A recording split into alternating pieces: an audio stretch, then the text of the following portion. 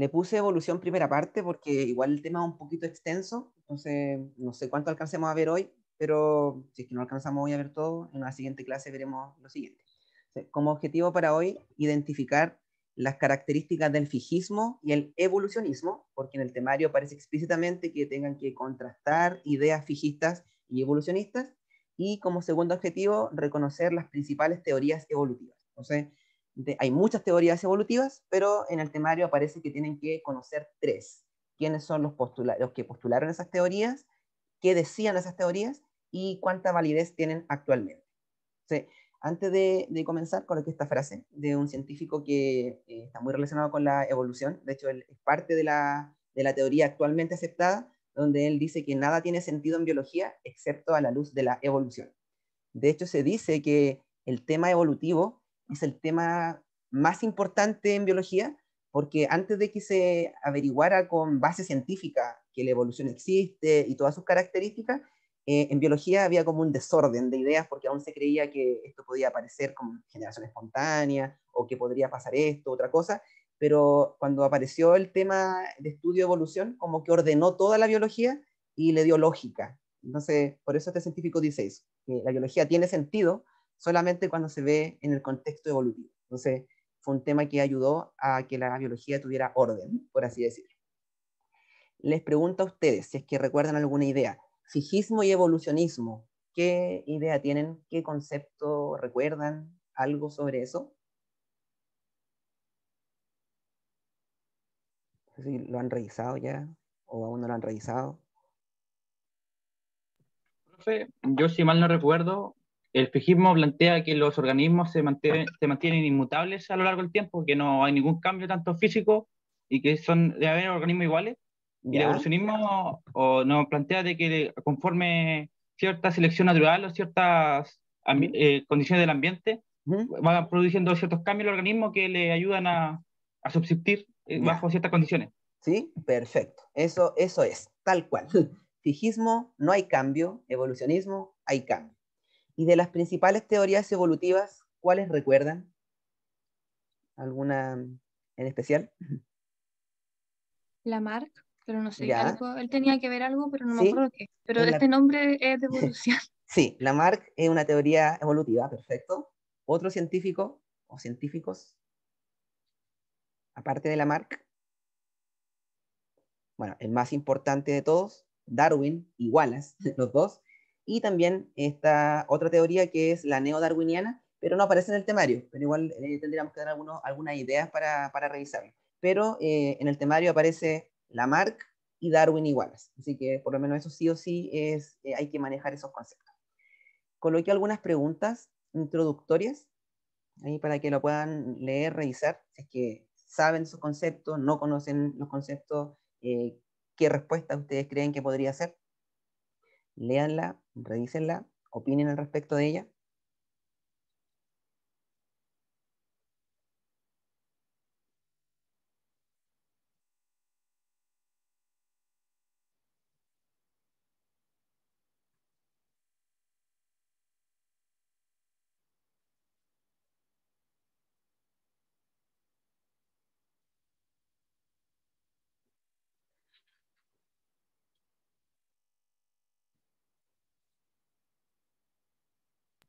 Profe, creo que es evolución convergente, creo. ¿Ya? ¿Otra idea? ¿Alguien? O que apoye esa, o alguien así como, no, realmente no me acuerdo nada de esto y no lo sé, que igual podría ser, y es muy válido. O puede que nunca lo hayan visto igual. Bueno, efectivamente es evolución convergente.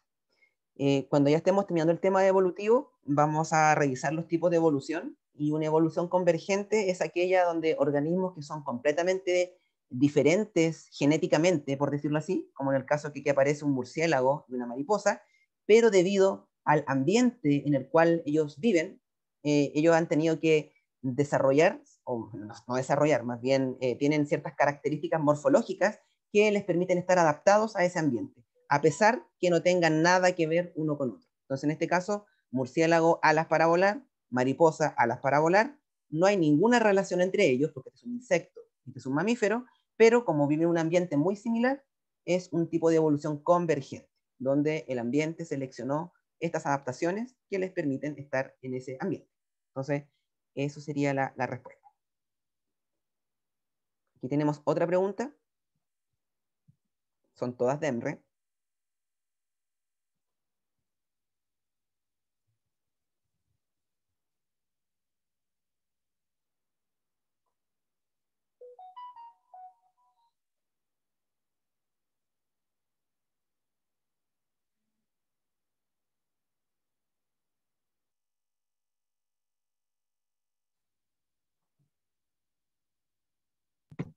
¿Puede ser la barco, profe? ¿Ya? Efectivamente, esa es. Selección natural, cada vez que le aparezca alguna pregunta donde diga selección natural aplicado a la medicina, como dato, así como tip, siempre van a ser los antibióticos contra bacterias, o un insecticida contra insectos, o cualquier tipo de veneno o algo contra algún organismo que sea resistente. Siempre esa va a ser la aplicación principal de la selección natural en medicina, o dependiendo del contexto, podría ser en agricultura, cuando se ocupan insecticidas u otro. ¿Por qué? Claro, hay bacterias resistentes, naturalmente, otras no. El antibiótico puede matar a algunas, a otras no. Selección natural. Entonces, bien con esa pregunta. Y una última pregunta, antes de comenzar con el tema.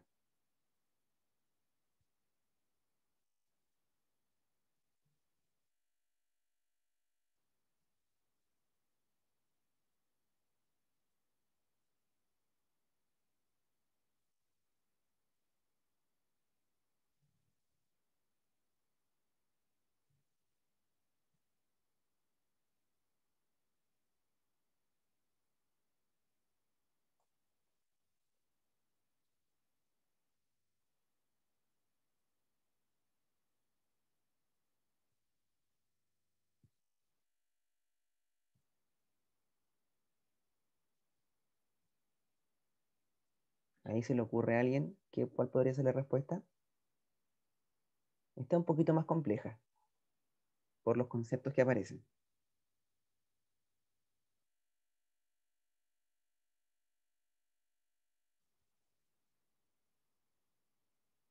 A ver, alguien escribe en el chat. No voy a mirar. Me dicen que la D, y también acá me dicen la D. Aparte de la D, ¿alguien opina de otra? Bueno, Pero disculpe, tengo una dígame. duda. En cuanto a la generación del cuello de botella, el cuello de botella hace alusión a cuando hay una división de dos ecosistemas, ¿cierto? ¿Con condiciones Eh, diferentes? ¿O cómo era eso? No, no división de todo ecosistema, más bien cuello de botella alude cuando hay una población y esa población por algún efecto ambiental o artificial, lo que sea, mata a cierta cantidad o elimina a cierta cantidad de individuos y por lo tanto quedan solamente algunos vivos y que al azar, no sé, somos que fueran conejos y en la población hay conejos blancos, marrones y negros. Y por casualidad el incendio mató a los blancos y a los marrones y solo quedan negros. Entonces se llama cuello de botella porque solamente quedó una parte de esa población, pero que no es representativa de la población original que tenía distintas características. Entonces, en base a mi respuesta, la correcta es la letra B de bueno, generación de cuello de botella.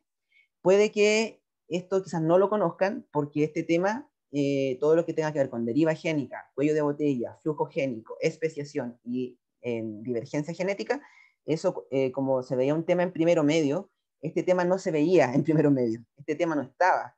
Y este año, bueno, el año pasado realmente, el DEMRE lo agregó al temario, que era del temario antiguo, de los que dieron la prueba antes del año pasado. Entonces, por eso lo más probable es que en primero medio no hayan visto estos conceptos, o puede que sí, pero por lo general no, porque son conceptos, de hecho tampoco lo vi con mi alumno, porque no estaba en el temario, pero ahora sí, pero nunca es tarde.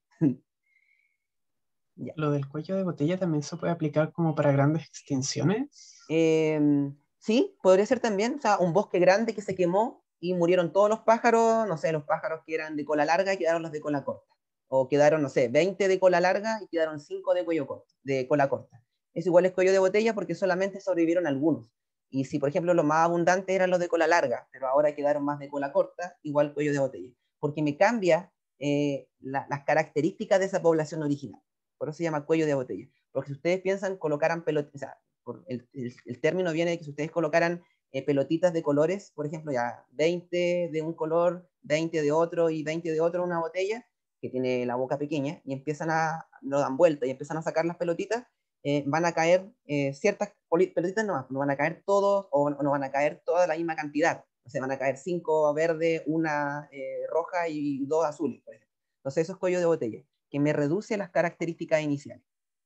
Entonces, se puede aplicar a gran cantidad o a pequeña, pero dependiendo de dónde sea. O sea, yo creo que máximo sería como un tipo bosque, porque ahí hay hartos tipos de especies que tienen características distintas. Pero ya más que eso, a menos que fuera un mega incendio, por ejemplo, como los que ocurrieron en Australia, sí, ahí también podría ser. Eso principalmente. Ya, esa para después. Entonces, comenzamos primero con una idea previa de los hitos evolutivos. Claramente esto no se lo van a preguntar, pero para contextualizar la idea evolutiva, aquí aparece una tablita donde se pueden ver distintos eventos, hitos que han ocurrido desde el origen de la Tierra hasta, por decirlo así, como lo más complejo, que es la aparición del género Homo. Aquí vemos que se ve en millones de años, MA, millones de años. Entonces, la Tierra, 4.600 millones de años. Y, por ejemplo, aquí aparecen los primates hace 70 millones de años. Y, por último, aparece el género Homo hace 2 millones de años. Entonces, como dije, esto no se los van a preguntar, pero es para que vean que la escala de tiempo que se usa en evolución es una escala bastante grande, millones de años. Se le llama escala geológica, o sea, es una escala que involucra millones de años. Entonces, han ocurrido muchísimos eventos hasta la aparición de organismos distintos, ¿cierto? Complejos o actuales. Entonces, esto tiene directa relación con el tema evolutivo. Entonces, como les decía, estos no se los van a preguntar, pero es para que vean todos los eventos, hitos que han ocurrido. Hay muchos más, pero aquí serían los principales. Luego, si hablamos del concepto evolución, por lo general a veces muestran imágenes así, o imágenes donde aparece así como un mono y hasta el humano, cosas así, pero la idea de eso es que no es que un mono se convierta, ¿cierto?, en un Australopithecus y que un Australopithecus se haya convertido en humano, no, sino más bien la idea es que con el paso de los millones de años que vimos recién en la escala evolutiva, han surgido diferentes especies debido a los ambientes, a las adaptaciones que han tenido, y no es que un organismo se transforme en otro, sino que un organismo da paso a otro debido a cambios que ocurren en el ADN y que el organismo que aparece o que nace, por decirlo así, que no es solamente uno, sino que son varios en una población, tienen características positivas que les permiten adaptarse. Entonces, no es que uno se convierta en otro, sino que a partir de uno, este fue como el antecesor de ciertas especies y hasta llegar a nosotros. Entonces, no es que se convierta, sino más bien que fue como el previo para que después aparecieran otros organismos.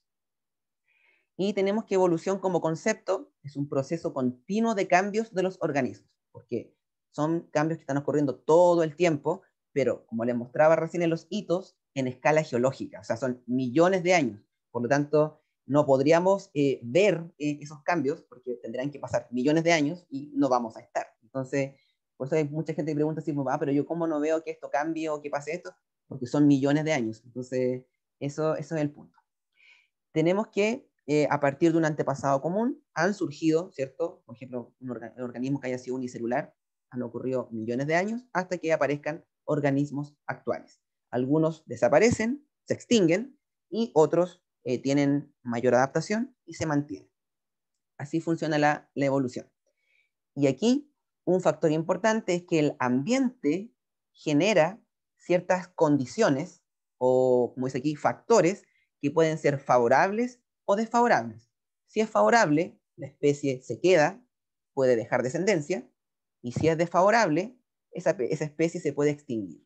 Entonces, de esa manera se da el paso a la evolución. Y este proceso evolutivo ocurre en las poblaciones, ocurre en poblaciones de organismos, o sea, no en uno solo, ocurre en varios a la vez. Y esas características que pueda tener esa especie de esa población tienen que mantenerse en el tiempo. Tenemos que en el proceso evolutivo actúan 4 factores, que esos son importantes de conocer. Primero, la selección natural, que diríamos que es uno de los más importantes, porque es el mecanismo que selecciona a los más adaptados. También están las mutaciones. Recuerden que las mutaciones son cambios en el material genético y las mutaciones pueden ser positivas o pueden ser negativas. Pero si las mutaciones son positivas y la selección natural elige a esas mutaciones positivas, podríamos dar paso a una especie más adaptada que se va a quedar en ese ambiente y va a dejar descendencia. O incluso podría dar origen a una nueva especie. Otro factor que influye es el flujo génico. Dentro de las poblaciones hay intercambio de genes. No sé, de pronto hay una población de conejos blancos y de pronto llegan algunos conejos negros y ahí pueden traspasarle genes de otras características y puede esa población tener mayor variabilidad genética. Eso es flujo génico. Dígame. Aquí igual incluye las ciertas simbiosis que ocurren, por ejemplo, la de los líquenes, que es como una simbiosis entre un hongo y esta cosa de los mares, una alga. Sí, algas, sí, claro, ahí hay evolución, de hecho se llama coevolución, porque el líquen se adaptó a vivir con el alga, y el alga, de hecho creo que son tres, creo que es un líquen, un alga y un hongo, si es que no me equivoco, son tres, y los tres se adaptaron a vivir juntos, y cada uno obtiene beneficio del otro, por lo tanto, evolutivamente hablando, todos se necesitan, entonces sí, avanzaron juntos, y por eso son tan exitosos en sus distintas condiciones, debido a eso, debido a que cada uno le aporta algo al otro y finalmente los tres generan un plus positivo. Entonces sí, igual ahí sería un hito evolutivo que se llama coevolución, que juntos evolucionaron. Y por último, tenemos que otro factor que influye en la evolución es lo que se conoce como deriva génica o deriva genética. La deriva génica o deriva genética es todo lo contrario a las mutaciones. Las mutaciones otorgan variabilidad, o sea que haya diferencias, en cambio la deriva genética elimina la variabilidad, que hayan pocos cambios.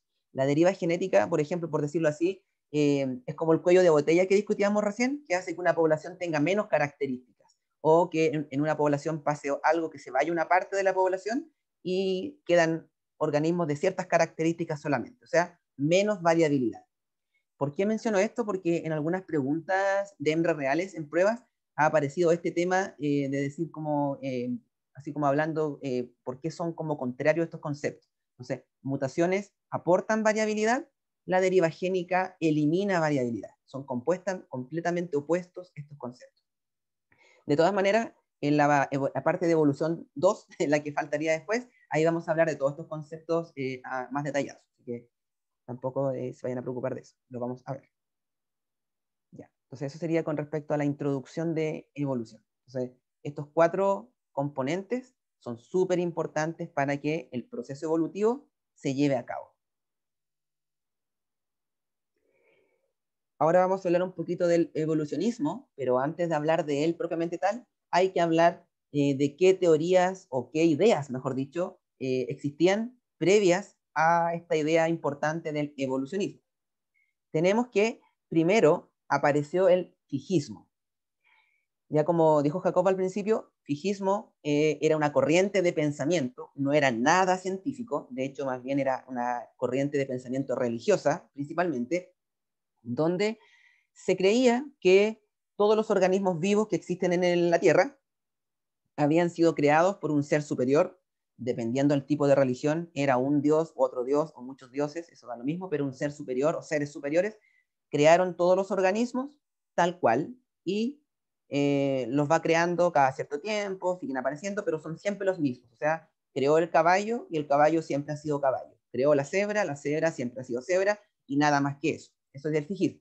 Y también el fijismo, para explicar la muerte o extinción de algunos organismos, el fijismo decía que existían catástrofes naturales, o sea, por ejemplo, algún diluvio, alguna erupción volcánica o algo que el creador, el ser superior, mandaba y él decidía quién se quedaba y quién no. Entonces los organismos que morían se extinguían y los que se quedaban vivían y él después volvía a crear más organismos u unos nuevos. Eso es fijismo.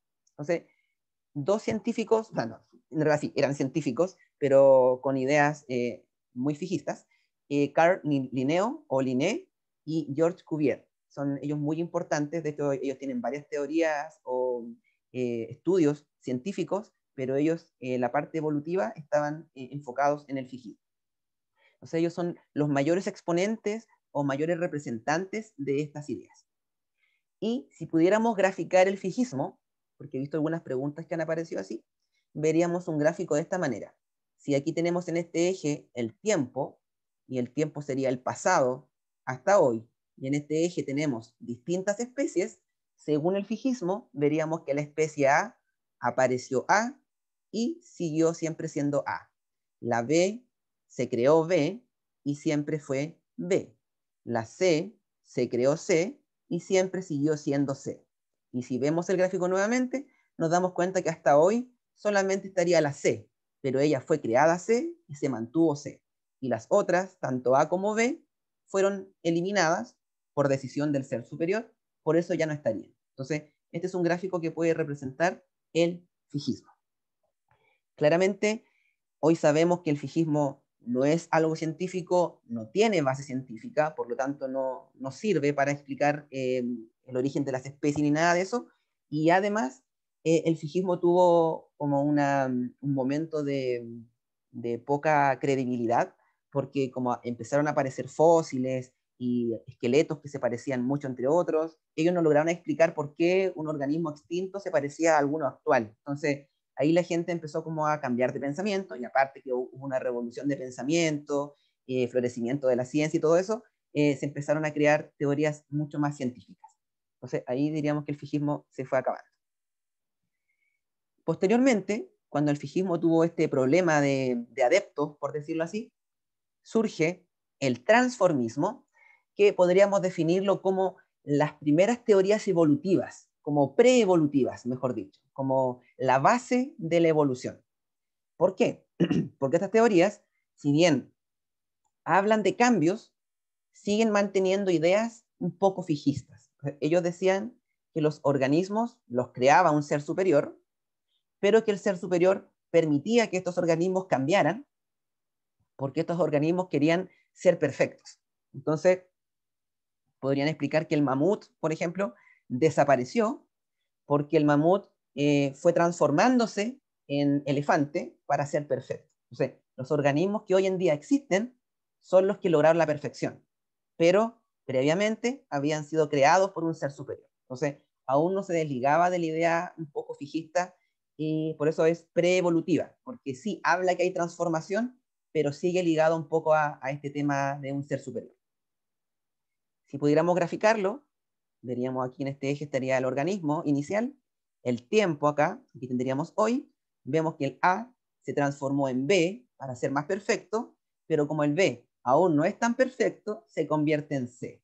Y hoy en día el C está presente, no el B y tampoco el A, pero ellos existen fósiles, por ejemplo, y fue producto de la transformación.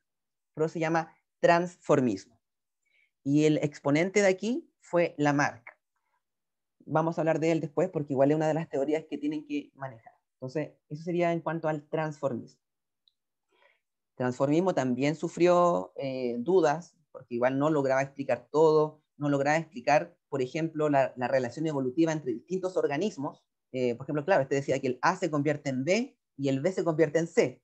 Pero ¿qué pasa, por ejemplo, si está la cebra, el caballo, el burro, y todos están muy emparentados? ¿Y por qué son tantos? ¿Por qué se convirtió en tanto? Entonces, ellos no lograban explicar.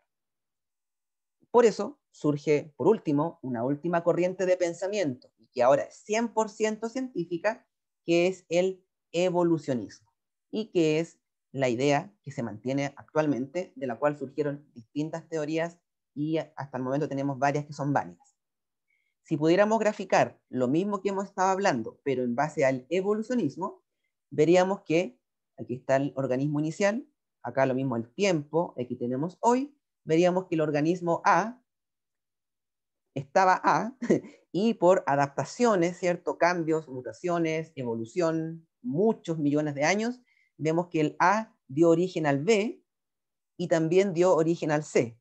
Pero por cosas de la vida, el C se adaptó mucho mejor a sus condiciones ambientales, por lo tanto sobrevivió y hoy en día está. En cambio, el B no pudo hacerlo, por lo tanto el B desapareció. Que podría ser, por ejemplo, la explicación del mamut, por qué el elefante existe y el mamut o el mastodonte no existen, y eso que están muy emparentados entre ellos. Entonces, eso sería el evolucionismo, que dice que las especies cambian, ¿cierto? Se adaptan en el tiempo, ocurren mutaciones, selección natural y todo lo que ya habíamos nombrado al principio. ¿Dudas, consultas de esta introducción al evolucionismo? Pregunten todo lo que les surja duda. ¿No? ¿Nadie? Ya, continuamos entonces. Bueno, y esto es lo que les comentaba, que a mediados del siglo XIX el evolucionismo se impuso como una nueva corriente de pensamiento. O sea, esto era 100% científico, tenía evidencias que corroboraban que realmente la evolución existe. Fijismo versus evolucionismo. O sea, tienen que tener una idea más o menos comparando ciertos criterios. Tenemos que los fijistas defendían ideas creacionistas, o sea, que un ser superior creaba todo. Y, por ejemplo, si les preguntaran por qué en Chile distintos zorros, zorro culpeo, zorro chilla y zorro chilote, por qué se parecen tanto, ellos simplemente decían que el ser superior los creó de manera independiente y no tienen ningún parentesco entre ellos porque fueron creados de manera independiente e individual. Eso sería fijista. En cambio, los evolucionistas dirían que los organismos son distintos entre ellos porque evolucionan, por lo tanto, mantienen relaciones de parentesco. Y eso quiere decir que tienen un origen común. Por ejemplo, si aquí viéramos que un origen común hay un organismo tipo camello antiguo, él dio origen a todos los camélidos que hoy conocemos, como el camello, el dromedario, la vicuña, la llama, el guanaco y todos los camélidos. Entonces, todos están muy emparentados porque ocurrió un proceso de evolución y todos provienen de un ancestro común. Entonces, esa sería la explicación evolucionista respecto a las similitudes de organismos.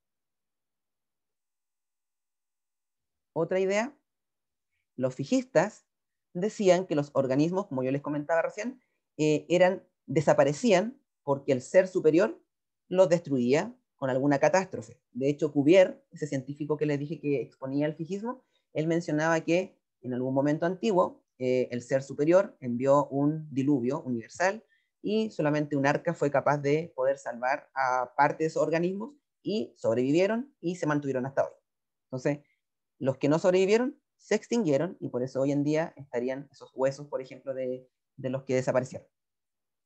En cambio, los evolucionistas dirían que los fósiles que hoy en día existen tienen una explicación lógica porque indica que seres antiguos que no se pudieron adaptar a ciertas condiciones se extinguieron y dieron paso a organismos actuales, que sería el caso del mamut, al elefante y eso. Entonces, eso sería la explicación evolucionista. Y ahí tendría más o menos como una mirada general de lo fijista y evolucionista para poder discutir sobre el tema o responder alguna pregunta que les pudiera aparecer en la prueba. Esto creo que es primera vez que aparece sobre fijismo en el temario. Estoy seguro que antes nunca había aparecido fijismo y ahora sí aparece.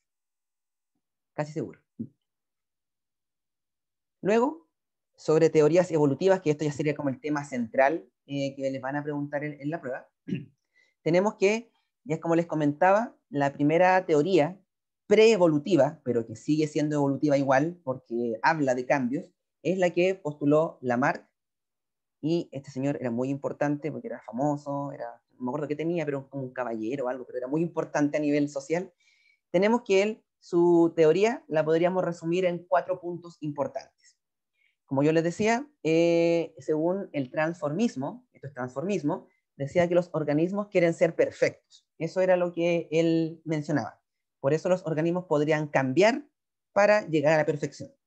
Entonces, él mencionaba que cada organismo, todos los seres vivos, tienen un impulso interno que los lleva al cambio, o sea, a diferenciarse. ¿Para qué? Para ser perfectos. Todos quieren alcanzar la perfección.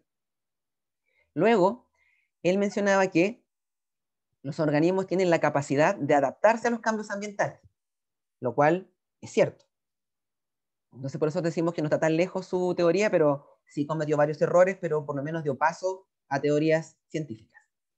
Y aquí viene su gran error, su gran error, es que él planteó el principio de uso y desuso de órganos. No sé si se acuerdan de eso, pero él mencionaba que un organismo puede, si utiliza más un órgano, ese órgano se va a desarrollar y lo va a tener más funcional, y si no lo usa tanto, ese órgano va a desaparecer o se va, por ejemplo, como a, no me acuerdo cuál es la palabra, cuando algo pierde como su función. Atrofiar. Atrofiar, eso era, muchas gracias. Si no lo usa, se atrofia, y si lo usa, se desarrolla. Por ejemplo, según él, el topo tiene patas fuertes, porque al cavar tanto, sus patas se desarrollaron y se hicieron fuertes, para, entre comillas, fuertes, para poder cavar, ¿cierto?, sus madrigueras. Entonces, él diría que como usó las patas se desarrollaron. Pero como el topo vive en las profundidades, por lo tanto siempre está oscuro, y no usa los ojos, perdió la vista. Que los topos son ciegos o muy ciegos, poca recepción a la luz. Entonces, esa sería la explicación de la marca. El topo es ciego porque está en la oscuridad, no usa los ojos, y tiene las patas muy fuertes para cavar porque las usó. Que fue su gran error, cosa que no pasa. Porque si fuera así, cualquier persona que practicara algún deporte o que, no sé, hiciera fisiculturismo o levantamiento de peso y todo ese tipo de cosas, al desarrollar esos músculos, ¿cierto?, adquiriría una característica nueva que se mantendría, y cosa que no pasa. Si la persona deja de practicar el deporte, ya no se desarrollan más los músculos, incluso hay retrocesos en muchos casos. Y su otro error fue que él, o sea, lo único bueno es que él hablaba de herencia, eso sí, hablaba de herencia, pero el error fue que él decía que estos caracteres que se adquirían eran heredados. O sea, el topo desarrolló los brazos, entonces los heredó a sus hijos. El topo se le atrofiaron los ojos y los heredó a sus hijos, cosa que no pasa porque, vuelvo al mismo ejemplo, si una persona que hiciera mucho deporte, desarrollara, no sé, mucho músculo en los brazos, debería en teoría como heredar a sus hijos esa masa muscular, cosa que no pasa. Entonces, esos fueron sus dos grandes errores. Todo lo anterior tenía un poco de lógica, claro, los organismos cambian, se adaptan, pero aquí ya falló. Y también en la parte que hablaba de que los organismos quieren ser perfectos, claramente. Entonces, pero de todas maneras, él dejó como la entrada, por decirlo así, el inicio, a poder estudiar esta teoría de evolución, ¿cierto? Y a plantear nuevas ideas. Así que igual tiene bastante mérito. Entonces, cada vez que le aparezca alguna pregunta donde diga que se usa un órgano, que no se usa un órgano, que se desarrolla un órgano, que se hereda, o diga atrofiar un órgano, carácter adquirido, siempre va a ser la marca. Eso como idea. Por ejemplo, he visto preguntas que son típicas de evolución, donde se habla del oso polar. ¿Por qué el oso polar es blanco, por ejemplo? Entonces, Lamarck diría, por ejemplo, que el oso polar cambió su pelaje, ¿cierto?, para poder mimetizarse con la nieve, cosa que no es así. Entonces, eso diría Lamarck. Y el típico ejemplo, que yo creo que si alguna vez lo han hablado de estos temas, siempre se da este ejemplo como que el más famoso, es el ejemplo de las jirafas, donde aparece que las jirafas eran de cuello corto al principio, y como las hojas que ellas comen estaban muy alto, estirando el cuello, estirando el cuello, estirando el cuello, tuvieron un uso de órganos, se desarrolló el cuello, y después heredaron estas características adquiridas a su descendencia. Eso decía él. Claramente sabemos que está errado. ¿Preguntas, consultas sobre Lamarck? Entonces, es necesario que a él lo recuerden, porque como les decía, es un científico, o sea, bueno, sí era científico y que aportó como los inicios del estudio evolutivo. Se le podríamos llamar como preevolutivo. Luego de él, después de muchos estudios y muchos años, aparece, no, pero aquí tenemos lo mismo. Sí. Aparece Darwin y Wallace.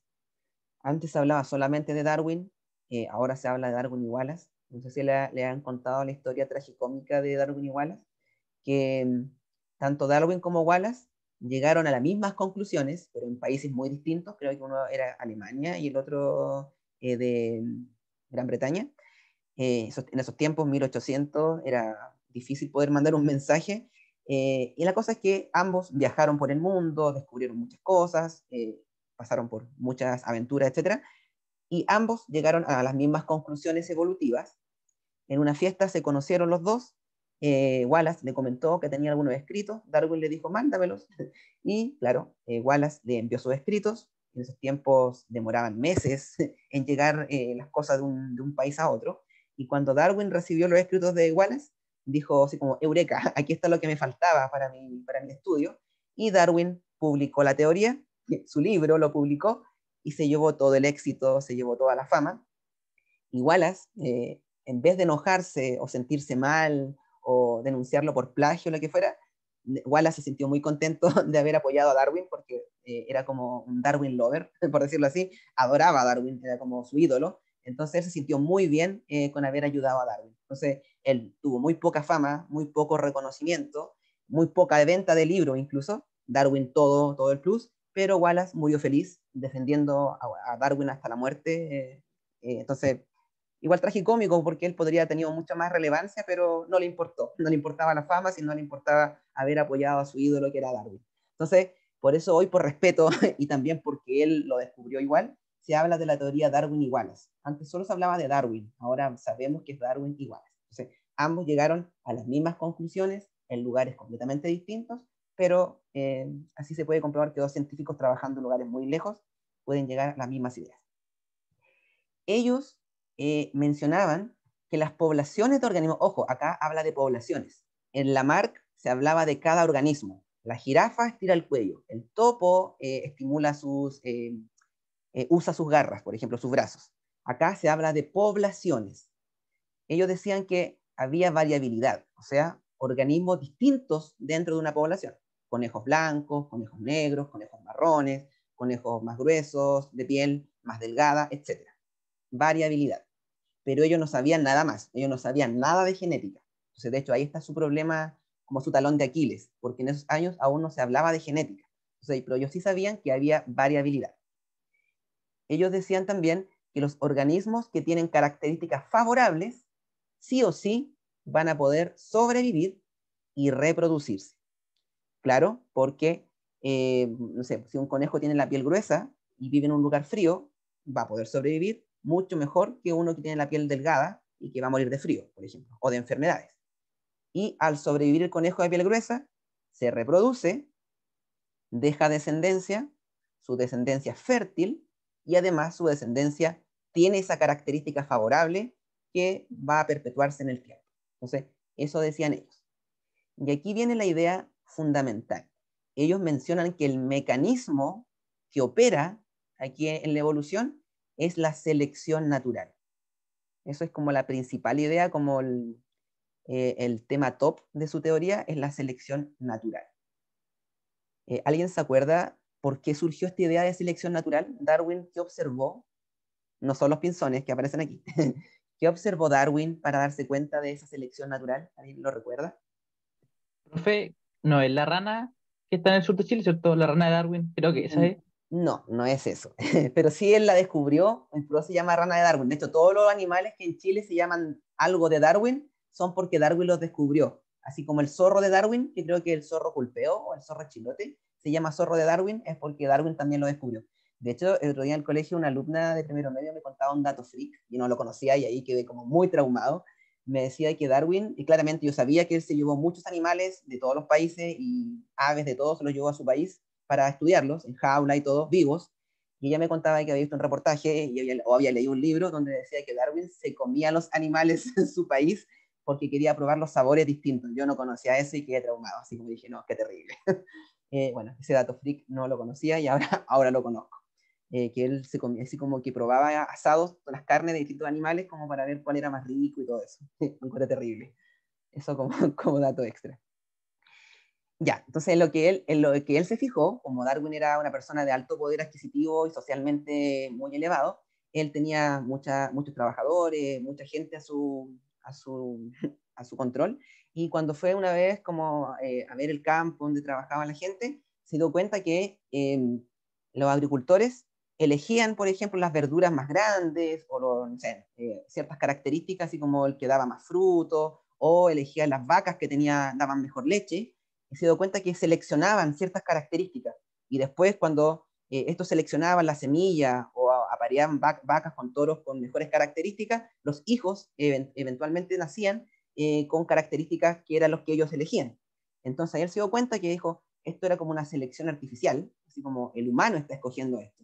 Y él se preguntó, ¿existirá la selección natural? Y de ahí surgió la idea y ahí se puso a estudiar los animales, viajó por el mundo, y se dio cuenta que sí, que eventualmente, efectivamente, la selección natural existía. Y surgió todo de una observación en sus terrenos. Eso fue. Y por último, la última idea de esta teoría evolutiva, que es 100% evolutiva, 100% científica, es que la adaptación al ambiente mediante modificaciones evolutivas que mejoran las oportunidades de sobrevivencia y éxito reproductivo de la población. O sea, los organismos que van a tener una característica favorable se adaptan al ambiente y eso le permite que ellos tengan muchas más oportunidades en todo aspecto, desde sobrevivir hasta reproducirse, porque a un organismo no le serviría de nada sobrevivir si no se reproduce, porque para poder heredar esa característica positiva y favorable tiene que reproducirse.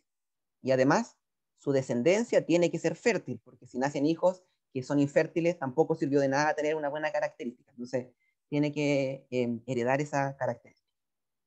Esto es lo que se dice, y lo he visto en hartas pruebas, se llama como reproducción diferencial. Así que ahí anótenlo como con asterisco, reproducción diferencial, porque no todos los organismos se reproducen de la misma manera. Los exitosos se reproducen más y los no exitosos menos, porque mueren o no los escogen, porque sus características no son positivas, por decirlo así, para tener descendencia. Entonces, reproducción diferencial. Me falta anotar ese concepto aquí, por eso lo podrían agregar. Consultas sobre esta teoría.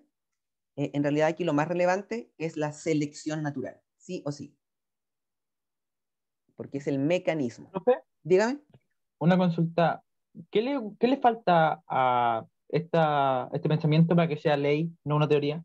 Es que, como les decía la otra vez, las teorías, como que el objetivo de las teorías no es convertirse en ley, porque buscan como distintos objetivos. La ley plantea ciertas características que son distintas a las teorías, entonces no es que una teoría se vaya a convertir en ley. Entonces, las leyes, como les decía, generalmente explican ciertos fenómenos que se aplican a a nivel como general de la vida, todo, y pueden tener, o sea, deben tener también base matemática y todo eso. Entonces, pero que es distinto a una teoría, no buscan lo mismo. Entonces, eso es como la explicación. Porque a veces se dice que las teorías como que quisieran ser ley, y no, la teoría no quiere ser ley. Esto, la teoría se mantiene como teoría. Entonces, eso es como la idea. Pero a la teoría de Darwin y Wallace, lo que le faltó hoy sigue siendo válida, y sus ideas siguen siendo válidas. Lo que fallaron, pero no porque ellos se hayan equivocado, porque de hecho no se equivocaron en nada, fue que como aún no se conocía la genética, como les mencioné, ellos no pudieron hablar de ese tema. Y eso es lo que les faltó, pero no, como digo, no porque se equivocaran, simplemente porque no tenían esas herramientas para poder conocer los genes, el ADN, que fue mucho después que se descubrió eso. Entonces, ese sería como el talón de Aquiles de esta teoría, como la parte donde fallaron, que fue por la genética. Pero como digo, no falla de ellos, sino porque no estaba el conocimiento. Pero aún así, sigue siendo una teoría válida, pero se mejoró. Actualmente está mejorada por la teoría actual y toma todas estas ideas. Bueno, aquí tenemos lo mismo de las jirafas, cómo Darwin y Wallace podrían explicar el cuello de la jirafa, porque ya decíamos que Lamarck decía que el cuello se estira, crece el cuello y eso es positivo. En cambio, Darwin y Wallace, lo que ellos decían es que en una población de jirafas existe variabilidad, o sea, jirafas con cuello largo, jirafas con cuello mediano, con cuello más corto y con cuello muy corto. O sea, eso es variabilidad, distintos tipos de cuello. Luego tenemos que, dependiendo de las condiciones ambientales y la selección natural, el ambiente escoge ciertas características. Supongamos que el alimento está solamente, las jirafas de cuello corto solamente pueden comer pasto o arbustos. Las de cuello más largo podrían alcanzar quizá algunos árboles, y las de cuello muy largo alcanzan árboles muy, muy altos. Si el ambiente cambia y, por ejemplo, se seca el pasto, se secan los arbustos o se acaban los arbustos y solamente quedan árboles muy altos con gran follaje, solamente las que tienen un cuello largo van a poder comer de ese follaje y las de cuello corto van a morir por inanición, no van a poder comer. Entonces las de cuello largo se van a reproducir y van a heredar sus características. Entonces así las poblaciones después se ven sometidas a otros cambios ambientales selección natural nuevamente, hasta que finalmente quedan ciertas características. Y actualmente podríamos suponer que pasó eso con las jirafas. Están con cuello largo porque fueron las mejor adaptadas al ambiente y fueron elegidas por la selección natural. Entonces, este sería el tema de las jirafas de acuerdo a Darwin y Wallace. ¿Preguntas, consultas de esto? ¿No? Ya. Entonces, selección natural es el mecanismo que escoge a los individuos que tienen mejores características y que se adaptan al ambiente. Dejan descendencia fértil y que lleva esa característica también bueno, hoy sabemos que en sus genes. Darwin y Wallace no tenían idea de que los genes, pero sabían que llevaban esa característica. Bueno, selección natural, ahí tenemos Darwin y Wallace, algunos detalles. Un caso que se habla siempre como selección natural que puede ser visible a corto plazo es el ejemplo de la polilla del abedul. Yo creo que probablemente lo tienen que haber hablado porque es el ejemplo que siempre se habla. Y esta polilla del abedul se caracteriza porque antes de la revolución industrial abundaban las polillas de color claro, estas que son así un poco blancas. Entonces, los troncos del abedul, que es un árbol, los troncos eran así, de color blanco, entonces esta polilla se posaba en el árbol, en el tronco, se mimetizaba y por lo tanto cuando llegaban las aves depredadoras no la veían o la veían poco y no se la comían. Por lo tanto, sobrevivía, tenía éxito reproductivo y dejaba descendencia. En cambio, la pobre polilla de color oscuro sí era vista en los troncos de abedul, por lo tanto, los depredadores se la comían mucho más y su población era bastante pequeña, porque era muy depredada. Cuando llegó la revolución industrial, con todo esto de los trenes y todo este tipo de instrumentos, o sea, de elementos que eliminaban CO2 y componentes tóxicos al ambiente, los troncos de los abedules se volvieron oscuros por el hollín que se liberaba, eso era, el hollín. Por lo tanto, esas condiciones ahora cambiaron, el ambiente cambió, y la polilla de color oscuro se vio beneficiada porque al ser ella oscura se podía mimetizar en los troncos contaminados.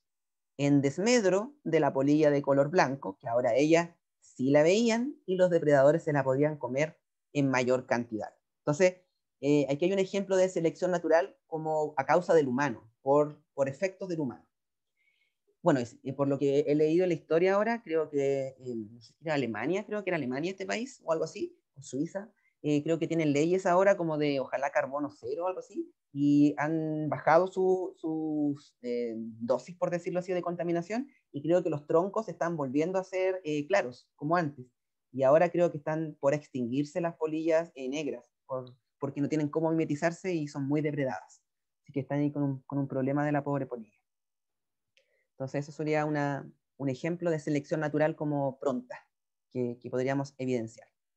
Profe, Dígame. ¿pero sería selección natural o selección artificial? No, natural porque el humano no está escogiendo las polillas. Artificial va a ser siempre cuando el humano va y toma las características, dice, a ver, esta vaca da más leche, la voy a cruzar con un toro que nació de una vaca lechera.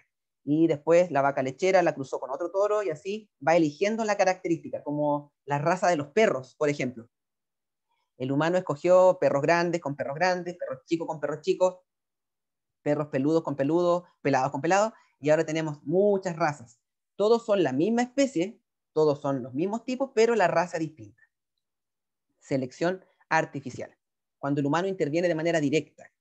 En cambio acá no, acá efecto de la contaminación, los troncos se tiñeron, pero no porque el humano haya teñido, por ejemplo, esto, o fuera a escoger la polilla. No, él no intervino de manera directa, entonces es selección natural.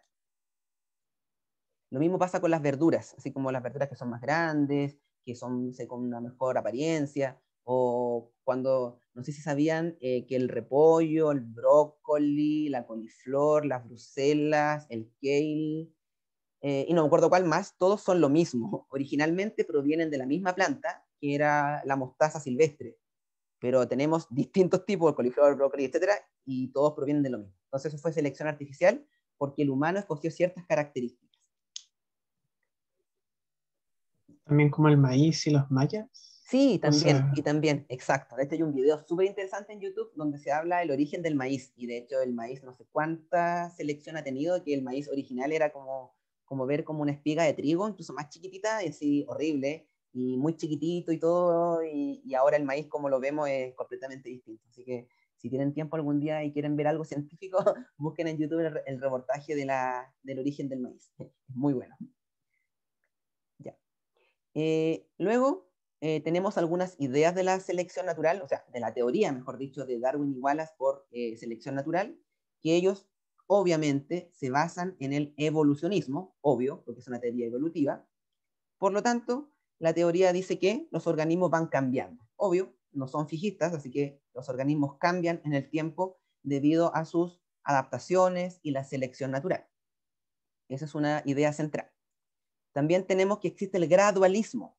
El gradualismo quiere decir que los cambios evolutivos van ocurriendo poco a poco, pero continuamente, y no aparecen de manera repentina. O sea, no es como que de pronto, no sé, si tenemos un caracol que tiene una concha de una cierta forma, de pronto aparezca uno con concha más pequeña o con concha más clara. No, en el tiempo, que dijimos que son escalas geológicas, miles, millones de años, van surgiendo distintas especies debido a las condiciones. Entonces, gradualismo.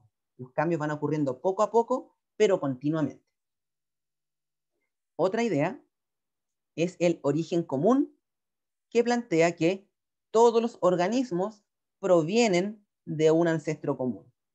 O sea, nosotros como humanos también tenemos cierto parentesco con las bacterias, que serían las más antiguas, o sea, tenemos incluso ancestros comunes con ellas. Claramente nos parecemos menos, pero sí hay algo en común. ¿Sí? Todos los organismos tenemos un ancestro en común, o sea, origen común.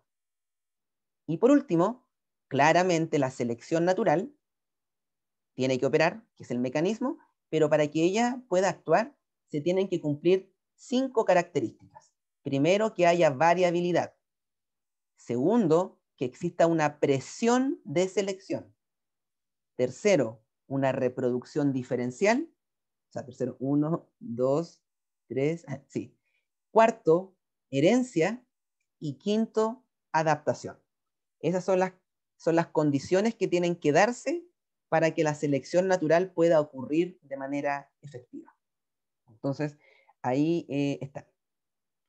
Igual después de una diapo les coloqué como la definición de cada uno de esos conceptos y ya estamos casi en la hora. Tengo un pequeño video, un video así como súper loco, de hecho el sonido es lo que me da más risa.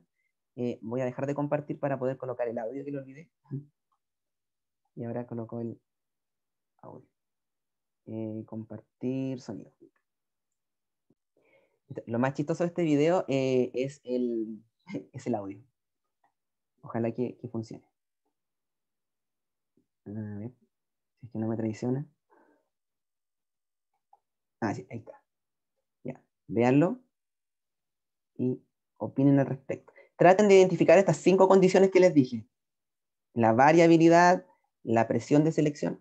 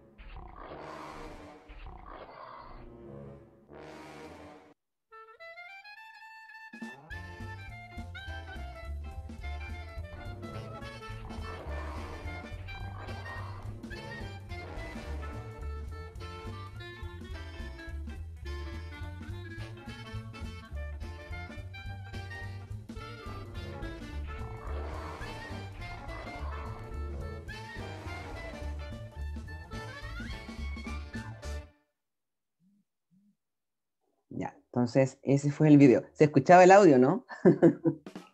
Sí, profe. No sé Buena la por canción, profe. Muy no buena la sé, canción. no sé por qué me recuerda como caída de carnet total, me recuerda como estos juegos noventeros como Mortal Kombat, la primera música cuando aparecían como, oh, qué loco. Y después la segunda es como muy, igual es como antigua. Ya, pero en fin. Entonces, traten de identificar las 5 características. Por ejemplo, identifiquen la variabilidad en esos videos. ¿Dónde estaba la variabilidad? Color del pelaje. Ya, el color del pelaje, ¿cierto? En cualquier ambiente existían conejos blancos y conejos marrones. O sea, hay variabilidad en la población. No todos son iguales. Aquí aparece la definición, después lo pueden ver. Después,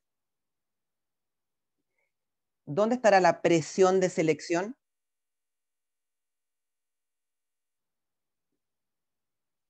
¿Quién sería el causante de la presión de selección que algunos solamente sobrevivan? El ambiente, uno era nieve y el otro era tierra, que Ya, por generaba un lado, claro. como camuflaje. Ya, Los perfecto. depredadores, Y el también, lobo en este caso, y también los lobos, ¿cierto? Los lobos y el ambiente, porque dependiendo del ambiente, si es polar o mediterráneo, los depredadores podían comerse a uno u otro. Entonces tendríamos que la presión de selección estaría dada por el ambiente y por los depredadores. Que al final van de la mano, porque si dependiendo del ambiente, el depredador va a encontrar a uno o al otro. Así que eso es la presión de selección. O sea, como lo que obliga a que un organismo sobreviva y el otro muera, lamentablemente. ¿Dónde estaría la reproducción diferencial? Recuerden que esto se refiere a que no todos se reproducen igual.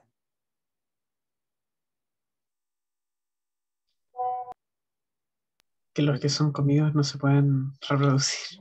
Claro, exacto. Los que fueron devorados se extinguían o desaparecían o eran muchos menos. En cambio, los que sobrevivían aumentaban en gran cantidad. De hecho, en el ambiente mediterráneo, los de color marrón aumentaban muchísimo hasta quedar solamente marrones y en el polar solamente quedaban blancos. O sea, reproducción diferencial. Algunos se reproducen más que otros. Herencia, ¿dónde estaría esa característica en el video?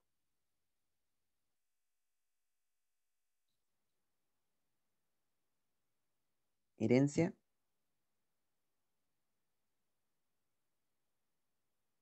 en que, profe, tienden a predominar los colores que se mantienen. Por ejemplo, en el primero se mantienen los colores café y en el segundo ¿Ya? los colores blancos. Entonces, la Ya. descendencia de estos colores van a ser siempre o café o blanco, dependiendo Per- del ambiente. Perfecto. Entonces, el conejo blanco hereda su característica positiva a sus hijos que van a ser blancos. O en el otro caso, café al café. Y por último, ¿dónde se vería el concepto de adaptación?